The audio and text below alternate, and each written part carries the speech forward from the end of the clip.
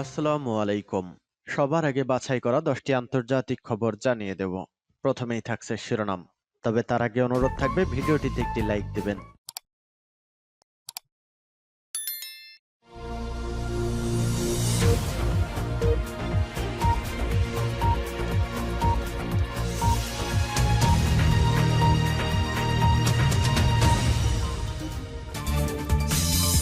এই মুহূর্তে পাওয়া ইউক্রেন রাশিয়ার যুদ্ধের সর্বশেষ হাতে পাওয়া আপডেট সংবাদ। ইউক্রেনের গুচ্ছ বোমায় রুশ সাংবাদিক নিহত। এরপর জানিয়ে দেব এবার ডেনমার্কে কোরআন পড়ানো, ইরাকে ব্যাপক বিক্ষোভ, একাট্টা হয়েছে মুসলিম বিশ্ব, হাই হুতাশে পড়েছে ইহুদিবাদীরা। নিশ্চিহ্ন করে দেবে বিশ্ব থেকে ইহুদিদের, ঐক্যবদ্ধ হচ্ছে মুসলিম বিশ্ব। জ্বালানি ডিপোতে বিস্ফোরণ, ক্রিমিয়া সেতুতে যান চলাচল বন্ধ। জানিয়ে দিব ধর্মবিদ্বেষ ছড়ানো বন্ধ করুন, পাশ্চাত্যকে ইরাকি প্রেসিডেন্ট। এদিকে মস্কোয় শপিং মলে বিস্ফোরণ, নিহত 4। এবং সর্বশেষ জানিয়ে দিব 80 দিন ধরে চলছে মণিপুর বিপাকে বিজেপি সরকার, দিশেহারা ভারত। কথায় আল্লাহ ছাড় দেন কিন্তু ছেড়ে দেন না, ঠিক তেমনি ভাবে ভারতের ধ্বংস শুরু হয়েছে। ইতিমধ্যে ভারতের মণিপুর রাজ্যে প্রায় 80 দিন ধরে জ্বলছে আগুন, নিজেরাই ধ্বংস হচ্ছে এবং ভারতের কট্টরপন্থী হিন্দুত্ববাদী নরেন্দ্র মোদী সরকারকে এবার বিতাড়িত করে ছাড়বে। আর এভাবেই ভারত ধ্বংস হোক, মুসলিমরা এই ভারতকে দখল করুক এবং পুরো ভারত বিশ্বকে মুসলিমের শাসনে চলুক। এ বিষয়ে আপনার মতামত কি তা কমেন্ট বক্সে কমেন্ট করে লিখে জানান। আর অবশ্যই এই ভিডিওটি আপনার বন্ধুদের মাঝে অথবা আপনার ফেসবুকে ভিডিওটি শেয়ার করে ছড়িয়ে দিন আর জানিয়ে দিন আপনি কোন জেলা থেকে বা কোথা থেকে আমাদের সংবাদ শুনছেন এবং দেখছেন। ইউক্রেনের গুচ্ছ বোমায় রুশ সাংবাদিক নিহত।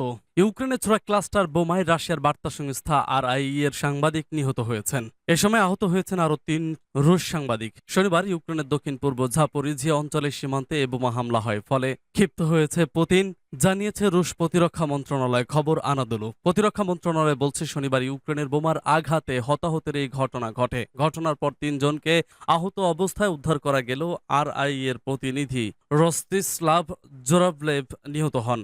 RIA জানিয়েছে সীমান্তবর্তী পিয়াতিখৎকি গ্রামে জোরালভকে হত্যা করা হয়েছে। রুশ সেনাবাহিনীর এক বিবৃতিতে বলা হয়েছে ইউক্রেনের সেনাবাহিনীর ক্লাস্টার বোমা হামলায় 4 সাংবাদিক গুরুতর আহত হন। তাদের মধ্যে RIA এর সাংবাদিক রস্তিস্লাভ পরে মারা যান। এছাড়া আহত অন্যদের অবস্থাও আশঙ্কাজনক। প্রতিরক্ষা মন্ত্রণালয়ের দাবি, যুদ্ধে ইউক্রেন ক্লাস্টার বোমা ব্যবহার করছে। যদিও বার্তা সংস্থা রয়টার্স স্বতন্ত্রভাবে এই খবরের সত্যতা যাচাই করতে পারেনি বলে জানিয়েছে। চলতি মাসের মাঝামাঝিতে যুক্তরাষ্ট্র থেকে ক্লাস্টার বোমা পায় ইউক্রেন। তবে এই বোমা নেওয়ার ক্ষেত্রে ইউক্রেনের প্রতিশ্রুতি ছিল তারা কেবল শত্রু শিবিরকে লক্ষ্য করে এই বোমা ব্যবহার করবে, কারণ এটি অনেক ছোট ছোট বোমার সমন্বয়ে তৈরি করা হয় যা বিস্তৃত এলাকা জুড়ে আঘাত আনতে সক্ষম। আর বোমাটির এই বৈশিষ্ট্যের কারণেই বেসামরিক লোকের ক্ষয়ক্ষতির বিষয়টি বিবেচনায় নিয়ে বিশ্বের অনেক দেশে এটি নিষিদ্ধ করা হয়েছে। তবে ইউক্রেন জানিয়েছিল তারা এ অস্ত্রের সীমিত ব্যবহার করবে। অন্যদিকে জাতিসংঘ বলছে যুদ্ধের শুরু থেকেই বারবার ক্লাস্টার বোমা ব্যবহার করছে রাশিয়া।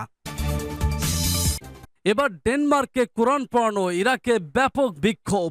ডেনমার্কে পবিত্র কোরআনের কপি পড়ানোর প্রতিবাদে ব্যাপক বিক্ষোভ হয়েছে ইরাকে। প্রায় 1000 বিক্ষোভকারী রাজধানী বাগদাদের কূটনৈতিক এলাকা গ্রিন জোনে প্রবেশ করার চেষ্টা চালায়। শুক্রবার ডেনমার্কে ইরাকি দূতাবাসের সামনে উগ্র ডানপন্থী একটি গ্রুপের পবিত্র কোরআন পড়ানোর প্রতিবাদে ইরাকিরা এই বিক্ষোভ প্রদর্শন করে।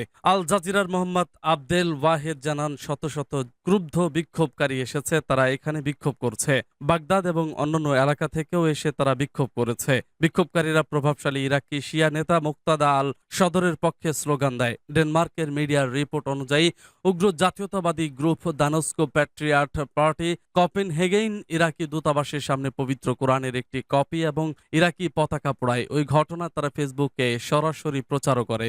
ড্যানিশ পররাষ্ট্রমন্ত্রী লার্স লোকেক রাসমুসেন এই ঘটনা নিন্দা করে একে গুটি কতেক লোকের মূর্খতা হিসেবে অভিহিত করেছেন। তিনি জাতীয় সম্প্রচার DRকে বলেন, অন্য অন্যদের ধর্মের প্রতি অপমান করার একটি লজ্জাজনক কাজ এটি। তিনি বলেন এটি কোরআন এবং অন্যান্য ধর্মীয় প্রতীক পোড়ানোর ক্ষেত্রেও প্রযোজ্য।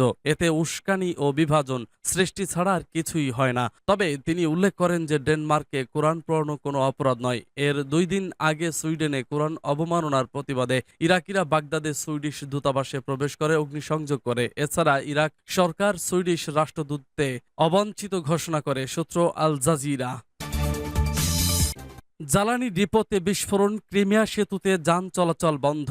রাশিয়ার দখলকৃত ক্রিমিয়া উপদ্বীপের একটি জ্বালানি ডিপোতে ড্রোন হামলায় বড় ধরনের বিস্ফোরণ ঘটেছে। সেখান থেকে বেসামরিক লোকদের সরিয়ে নেওয়া হয়েছে। নিরাপত্তা স্বার্থে সাময়িক সময়ের জন্য ক্রিমিয়া সেতু বন্ধ করে দিয়েছে রুশ কর্তৃপক্ষ। কোনো প্রমাণ না দেখিয়ে এমন দাবি করেছেন ক্রিমিয়ায় নিযুক্ত রুশপন্থী গভর্নর সের্গেই আকসিওনভ। তিনি জানিয়েছেন জ্বালানি ডিপোতে বিস্ফোরণের 5 কিলোমিটারের মধ্যে থাকা বাসিন্দাদের অন্য জায়গায় সরিয়ে নেওয়া হচ্ছে। কার সেতুতে রেল চলাচল বন্ধ রয়েছে। এর আগে শনিবার সকালে দিকে রুশ কর্তৃপক্ষ সেতুতে গাড়ি চলাচল বন্ধ করে দেয়। পরে আবারও খুলে দেওয়া হয়। পরবর্তী নির্দেশনা না দেওয়া পর্যন্ত গাড়ি চলাচল আবারও বন্ধের কথা জানান গভর্নর সের্গেই আকসিওনভ টেলিগ্রাম পোস্টে দাবি করেছেন ক্রিমিয়ার ক্রাসনগোভার্দেউস্কি জেলার অবকাঠামো হামলার লক্ষ্যবস্তু ছিল। প্রাথমিক তথ্য অনুযায়ী হতাহতের খবর পাওয়া যায়নি। এই ঘটনার সত্যতা যাচাই করতে পারেনি বিবিসি। কয়েকদিন আগেই ক্রিমিয়া সেতুতে বিস্ফোরণের ঘটনায় 2 জন নিহত হন। সেতুর একটা অংশ ক্ষতিগ্রস্ত হয়। এ বিষয়ে ইউক্রেনীয় প্রেসিডেন্ট ভলোদিমির জেলেনস্কি হুমকি দিয়ে বলেছিলেন ক্রিমিয়ার সেতুটি ইউক্রেনের বৈধ লক্ষ্য। শুক্রবার দেওয়া ভাষণে বলেন ইউক্রেনের যুদ্ধরত রুশ সেনাদের সহায়তায় সেতুটি গোলাবারুদ সরবরাহের কাজে ব্যবহার করছে মস্কো। 2014 সালে ক্রিমিয়া জোর করে দখলে নেয় রুশ বাহিনী। এই দীর্ঘ সেতু দিয়ে রাশিয়া থেকে ক্রিমিয়ায় সহজেই যাতায়াত করা যায়। ক্রিমিয়াকে রাশিয়ার অংশ হিসেবে এখনো স্বীকৃতি দেয়নি বিশ্বের অনেক দেশ। 2022 সালের ফেব্রুয়ারিতে ইউক্রেনের রাশিয়ার সর্বাত্মক হামলা শুরুর পর ক্রিমিয়াকে যে কোনো মূল্য কিয়েভের অংশ করে নেওয়ার অঙ্গীকার ব্যক্ত করেন জেলেনস্কি। সূত্র বিবিসি। ধর্মবিদ্বেষ ছড়ানো বন্ধ করুন, পার্শ্বত্যকে ইরাকে প্রেসিডেন্ট।